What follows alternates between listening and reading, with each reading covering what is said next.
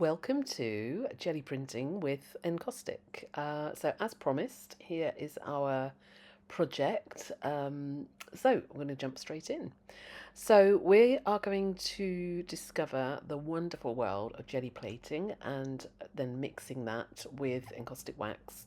We're going to be combining so we're going to start by doing lots and lots of prints, and then we're going to combine them with encaustic. And we're just going to get some amazing shapes and patterns, so much, just endless creativity. So what you're going to need, you're going to need gel plate, or you can have a plastic sheet. So we'll talk if you want a DIY option, a brayer or a paint roller, something to apply your paint. We're going to use acrylic paints for this one, and we know they're not meant to work with encaustic, but the way we're going to use them, they are. Watercolor inks, and try out some other tests as well. So we're going to need a number of different papers, mark making tools, stencils, and then all the usuals, our supports, our wax, our heat guns, and everything. So we'll get into it in more detail when we go through. So, what we're going to cover is we'll look at lots of different ways and just different ideas and combinations to, as usual, spark some ideas for you of ways that you might want to create some prints. And then, once we've got a nice bank of prints to work with, we are then going to start incorporating those into our encaustic pieces as usual. Okay, so let's get started. This is my gel printing plate. Um, Mine is a gel press, but and I just got it on Amazon. You can pick them up anywhere really. So stored with inside these two sort of protective plastic pieces, and you want to start by adding some acrylic paint. We'll start with. We're going to look at different types, but I've started with acrylic here, and also experiment with putting different amounts on. So on this particular piece, I just put a small amount, and I was basically spreading it very, very thinly. So have a practice with both, see what results you get, and you'll see more of this as we do more examples further on in the video. So I didn't want to mix the colours too much, but I did want to just have a very, very thin surface right the way across. So to start with, just wanted to have a go at pulling one very, very simple, straightforward print just to get the idea. So I'm just using a really thin, cheap paper. I'm not sure what it is, just something that I had lurking around the studio. And so you're going to lay your piece of paper, whichever format it is, across the gel plate. You can either use your hands. I've got a couple of brayers, so it just kept me. So the idea was it kept me slightly less mucky. Just to kind of roll that across, and then you're going to pull your print off, and what you'll see is that paint has moved from your gel plate onto your piece of paper. So you can see how these could make a really nice base for our encaustic pieces later on. So if you've never used jelly plating before, what I suggest you do is just to start off with creating a few different pieces. Have a go with different amounts of paint, different thicknesses, and then start to sort of scratch into the paint and see just what kind of shapes, patterns, and effects you can get, just to get the feel of it. So it's a really fun process, but I just let your inner artist play. Really, just see what comes to you, and make some shapes and patterns.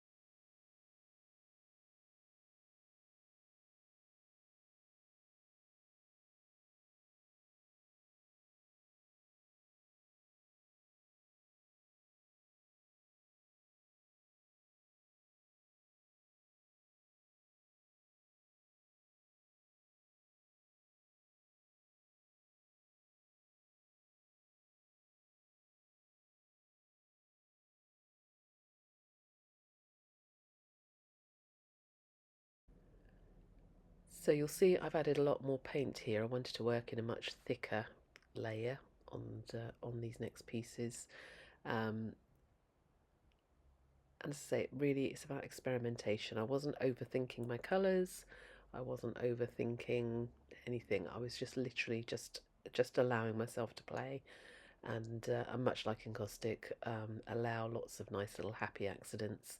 Now you'll notice that on these brayers, if you see when I put the rollers down, so they've got two little prongs there to. I've obviously gone to clean off the bottoms of them there. I use them as scratchy implements, but you can use those to stand so that your actual roller with the paint on isn't sitting on your work surface. So you'll see me flip them over as I'm using them. So just make sure you're rolling with the right side, basically. I'll leave you watching to see a few more prints being pulled off, and we'll continue to develop these with different papers and different marks as we continue on. You can see we've got a much more defined effect here, where you can see the white of the paper showing through as opposed to the blue ones that we did at the start by pulling that first print. So begin to think about what kind of effects you might like to create, and then you'll be able to apply those when you begin to make your own print pulls.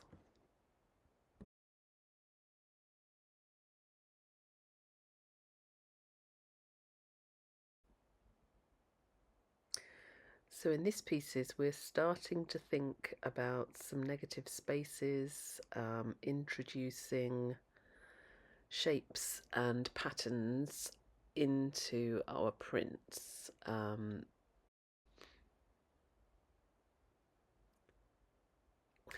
So I'd clearly used my wrong roller for the paint application on that one, or the different one, but not the end of the world. What you'll find is all of these papers react differently, and this is where you'll start to develop and work out which papers work best. Also, these pieces, these wooden butterflies, are quite thick, so I'm not going to get the best most crisp print from them, but again, it's just about beginning to think about what do you have, what kind of things can you put in. So we'll have lots more examples of these as we go through, but you can begin to pull some prints where you're beginning to develop negative spaces into your gel prints, and then further on we'll begin to use them with ghost printing as well. But yes, we will evolve into those as we go forward.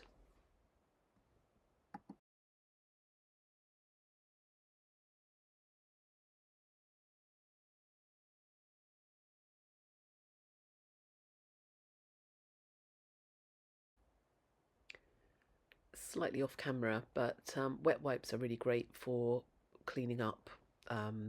I don't have running water in my studio. I didn't want to run in and out all the time to my sink to clean. So yeah, wet wipes are a really great, quick and easy way to just sort of clean up on the go. So I highly recommend a big pack of those on the side, just to kind of, yeah, tidy things up as you go. And particularly when you want to change colours, it's fine if you just want to keep building colour. You'll have a little kind of ghost of the colour from the previous print there. But if you want to completely change, wet wipes are the way to go. So I'm always a great advocate of using the materials that you have rather than going out and buying new. So I'm using my India inks in this next section. So you'll see they have a completely different reaction to the acrylic paints, but I think they still create some really interesting effects. So do have a have a play with the materials you've got, and just see how they react. And you'll decide which finishes you like. Um, so I'm having to go with India inks here. To be honest, I put far too much purple on to start with, so go sparingly, unlike me on that pour.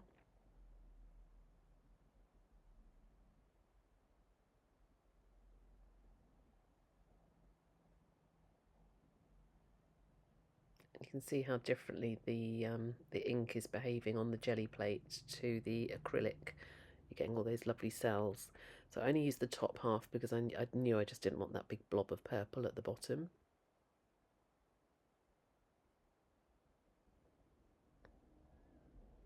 And although there is one big thick patch there, I really quite like the cells that you get in the other areas where it has kind of reacted with the jelly plate and resisted those areas. So I think that's definitely something I'm going to play with more of. So I also wanted to see how it would react on different papers at this point. So rather than using the standard copier paper, I actually went and got a piece of encaustic paper that we use with the iron, just to see how that reacted with that as well. And again, although it's really thick on one area, I really like this area over here with these little cells. I think that's something that I'm really keen to do more experimentation with. And I'm always keen to use things, as say, around that I already have in the studio. So I just used a piece of kitchen towel actually just to mop up the remaining ink, because it's all things that we can embed into our encaustic when we get there. And I just think it might make an interesting foundation for work further along. So trying that technique again, I used less ink this time, chose some different colours.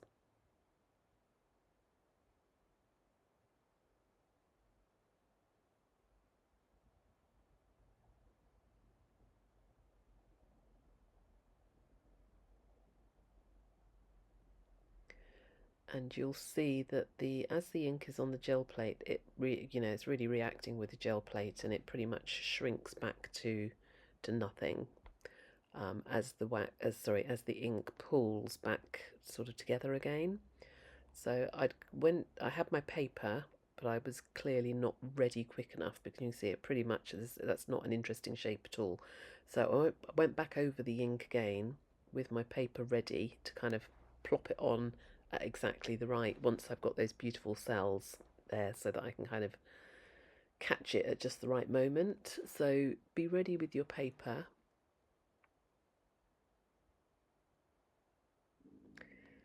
And there you go. So it was a much more interesting print, I felt, without those big blobs. And then I had another quick go just with some watercolour paints, just to see how they reacted really. But personally, I found they didn't roll anywhere near as well as the acrylics, hence the acrylics are really the recommended tool for jelly plate printing.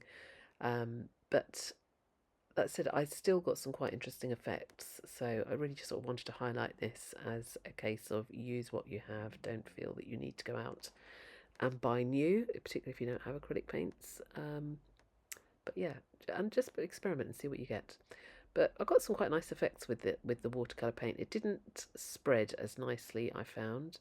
It was quite thick and gloopy, but I do feel I had some nice results from it in the end.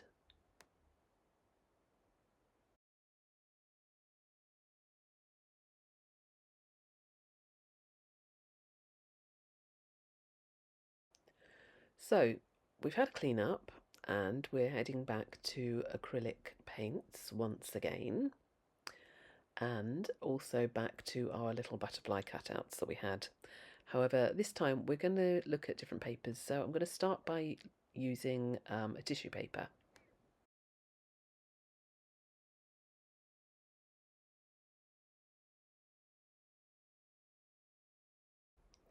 So this is called wet strength tissue paper. It's an acid-free tissue, but it's also, being wet strength, it means it's slightly stronger than some of the other tissues that you can get. And what that means is when we pull the print, it's not going to tear as easily. It's a really good one for art projects. And it's not expensive. I think it's about £5.50 for 100 sheets.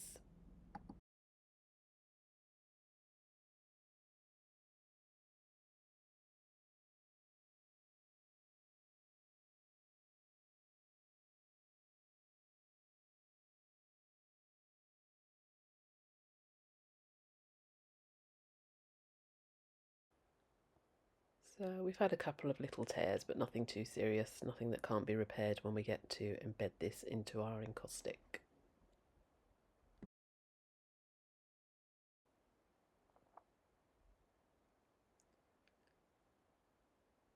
So we'll come on to ghost printing a bit more later, but as you can see, there's still some paint on that gel plate.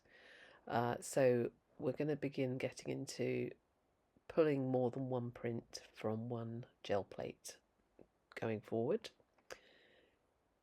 So you can see some quite interesting effects from that, effectively like a ghost print. So begin to think about projecting forward and the ink that's left on your gel plate and how we can use that on secondary and even more prints than that.